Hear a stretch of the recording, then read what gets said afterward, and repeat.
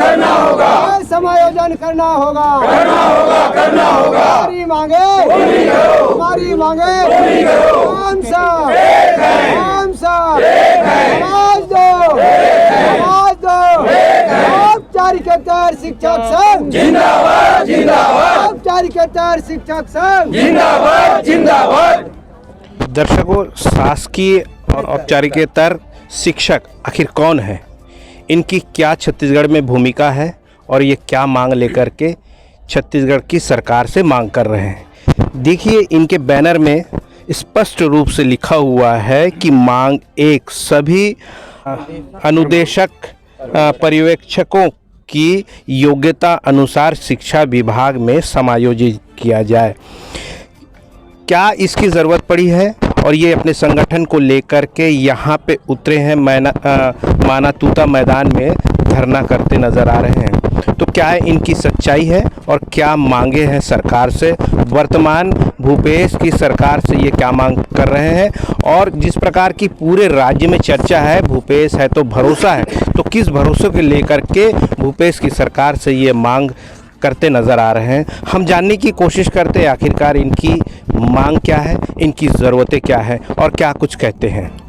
पहले ये बताएं कि औपचारिकेतर जो शब्द है शिक्षकों के बीच में, ये क्या शब्द है और इसका अभिप्राय क्या है। देखिए, औपचारिकेतर जो शिक्षा है ये मध्य प्रदेश में चलता था। उस समय जहाँ पे विद्यालय नहीं थे, उन जगहों पे बच्चों को शिक्षा की मुख्य धारा में जोड़ने के लिए मध्य प्रदेश सरकार के द्वारा ये चलाया गया था। ये सरल भाषा में कहें तो अतिरिक्त शिक्षक के नहीं जी नहीं, शाला त्यागी अप्रवेशी बच्चे जो शिक्षा से वंचित हो रहे हैं, जहाँ पे शिक्षा का व्यवस्था नहीं है, जहाँ पे स्कूल नहीं है, विद्यालय नहीं है, वहाँ बच्चे शिक्षा से वंचित हो रहे थे। उन सभी बच्चों को शिक्षा की मुख्य धारा में जोड़ने के लिए औपचारिकेतर शिक्षक चलाया जाता था। औपचारिकेतर शिक्षा मध्य प्रदेश की ये कार्य योजना थी, केंद्र सरकार की योजना थी, बहुत सारे राज्यों में चला।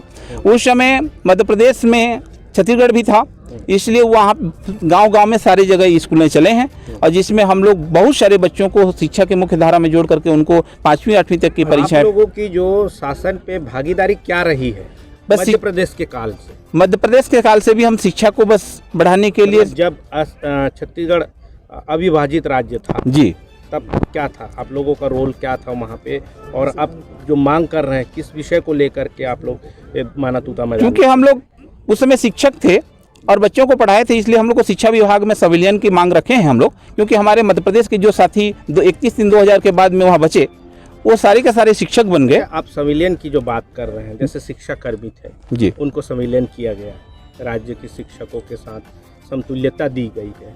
अब आपकी जो पोजीशन है अभी वर्तमान में, वो किस पोजीशन में है कि आप संविलियन की बात कर रहे हैं? संविलियन क्यों नहीं किया जा सकता सर? क्योंकि हम लोग उस समय शिक्षक थे, अब जो पात्रता थी उस आधार पे भर्ती हुआ था। उस समय जो भी शिक्षक के काबिल थे वो शिक्षक बने थे, और 2000 की स्थिति में हमको ईजीएस में गुरुजी बनाना था, ये भी नियम उन्होंने पालन नहीं किया।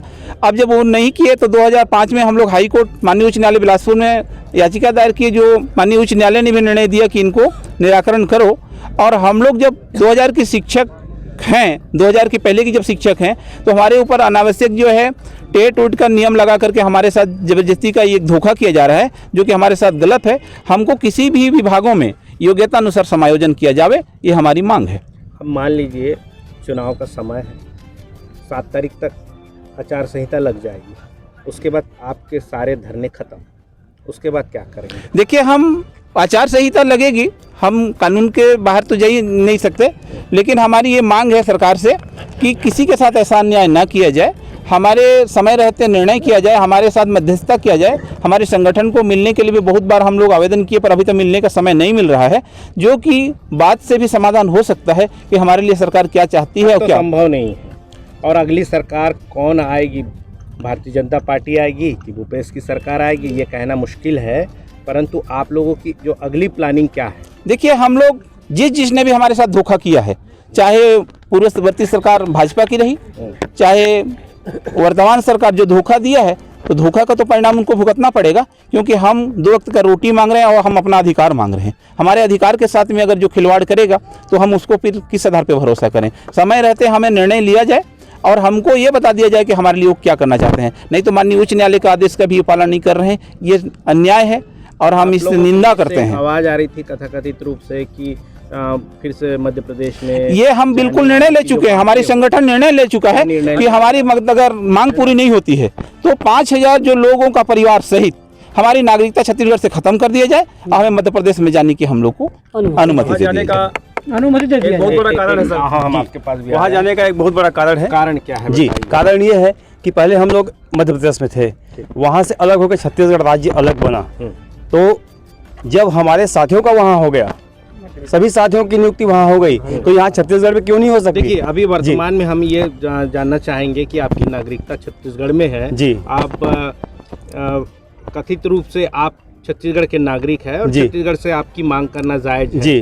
परंतु एकाएक आपकी नागरिकता यहाँ समाप्ति की बात कर हम सरकार मध्य प्रदेश में जाने की कोशिश में है। जी, जी। तो क्या मध्य प्रदेश में जो हाल है अभी उस हाल में आपको स्वीकार किया जाएगा, आपका जो हक है मिलेगा? वो बिल्कुल हक है हम लोगों का। हम लोग यहाँ अपनी पूरी जमीन छोड़ के जाएंगे, पूरा इनके नाम लिख के जाएंगे, सरकार को दे के जाएंगे, बदले में वो हमारे वहाँ व्यवस्था करे, क्योंकि वहाँ हमारे लिए आजीविका है। वहाँ हमारे साथी सभी लोग नौकरी कर रहे हैं अभी के समय में। सरकार मध्य प्रदेश की सरकार से आप लोगों की कोई ऐसी कमिटमेंट हुई है? कमिटमेंट नहीं हुई होगी तो जरूर सुनेंगे हमारी। किस क्यों नहीं सुनेंगे? जब सरकार बात करेगी, सरकार जब बात करेगी, वहाँ कानून बना हुआ है, वहाँ नियुक्ति हो रही है, सभी की नियुक्ति हुई है हमारे साथियों की, हमारी क्यों नहीं हो सकती सर? इसलिए जी, मैं राजेश कुमार शर्मा, बलौदाबाजार जिला से, ग्राम कटगी। देखिए, ये अविभाजित जब राज्य था मध्य प्रदेश में, ये विलय था छत्तीसगढ़, और 2000 में जो छत्तीसगढ़ अलग हुआ है, उसके बाद से जो आप लोगों की विडंबनाएं शुरू हुई है, आप लोगों की मांगों को लेकर के हड़ताल कर रहे हैं, तो ये कह रहे हैं जिस प्रकार से कि छत्तीसगढ़ छोड़ कर के मध्य प्रदेश में फिर से जा कर के शिफ्टिंग करना, ये कहाँ तक लाजमी होगा, सही होगा? इसलिए कि छत्तीसगढ़ सरकार हम लोगों की मांगों पर कोई विचार नहीं कर रही है। हम लोग छत्तीसगढ़ राज्य बंटवारे पे आए हैं, वहाँ के सारे लोग कार्यरत हैं यह भाई बंटवारा में, तो हमारा हक यहाँ छत्तीसगढ़ में बनता है। अब तक के 2001 में ही 2002 में ही हम लोगों को समायोजन कर देना था, लेकिन लड़ाई निरंतर 23 वर्षों से लड़ रही है सिर्फ अपने भाई बंटवारा के लिए।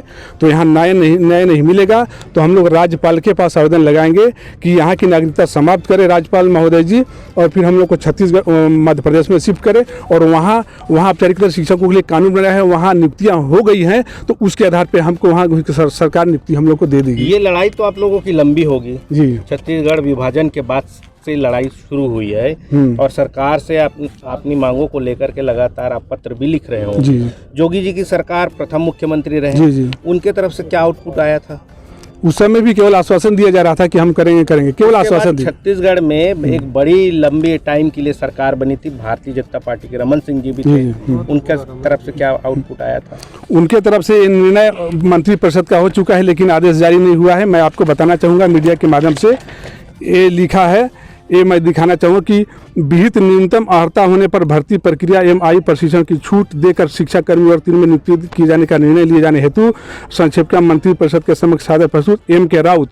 इसलिए हमारा मांग है कि एम के राउत कमेटी का निर्णय लागू हो और प्रकरण में विभागीय मंत्री का अनुबंध 19/5 को प्राप्त कर लिया गया है। ये सारी कार्रवाई हम लोग को भाजपा के समय कर लिया गया है और लिखा है कि औपचारिकता शिक्षा योजना में कार्य किए परिषद निदेशकों को छत्तीसगढ़ पंचायत शिक्षा कर्मी भर्ती सेवा सत्र 2007 एवं नगर पालिका शिक्षा कर्मी में भर्ती 2008 में छूट एवं शासकीय सेवा में अधिकतम आयु में छूट और प्रशिक्षण की छूट प्रदान करते हुए शिक्षा कर्मी और 3 में नियुक्ति दिए जाने का निर्णय लिया जाता है।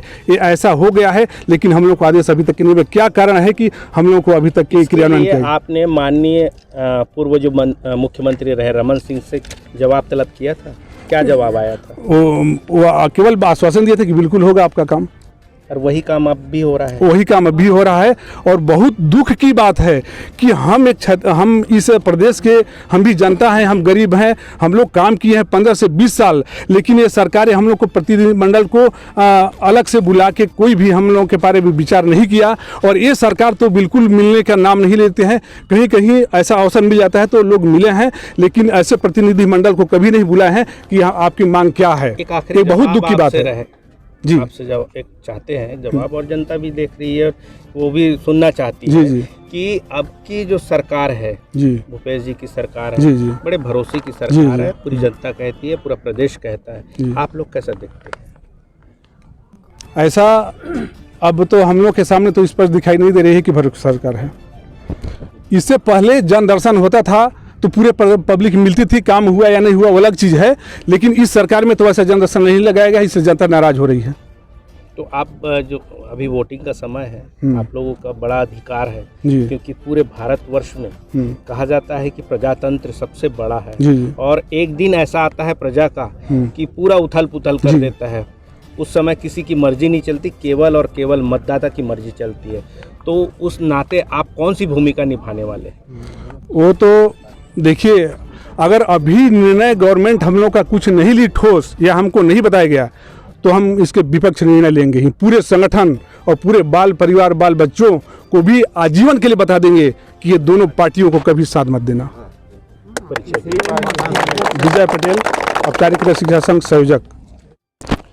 तो दर्शकों, आपने सुना कि हर धरना देने वाले संगठन और दल एक ही बात कहते नजर आ रहे हैं कि भूपेश अगर हमारी मांगों को पूरा नहीं करती है तो वो दिन दूर नहीं जब प्रजातंत्र का राज होगा, और प्रजातंत्र एक दिन का जो ताकत पूरी दुनिया में प्रजातंत्र की जो ताकत होती है, उस ताकत को हम बखूबी निभाना जानते हैं, और वो प्रजातंत्र के अधिकार के अनुसार हम एक नई सरकार बनाने की सोचेंगे। परंतु इन्होंने स्पष्ट तौर पे कहा है कि वो दो पार्टी जो धोखेबाज पार्टी है उसको कभी नहीं देंगे हम वोट। एक नई सरकार लाने की बात कर रहे हैं। ये बहुत बड़ी बात है कि जिसका भरोसा ये करते आ रहे थे वो इनके भरोसे में खरे नहीं उतर रहे। इन खबरों के साथ हमारे साथ जुड़े रहें, देखते रहिए खास खबर। मैं दीपक मजूमदार और आप देख रहे हैं हल्ला बोल न्यूज़।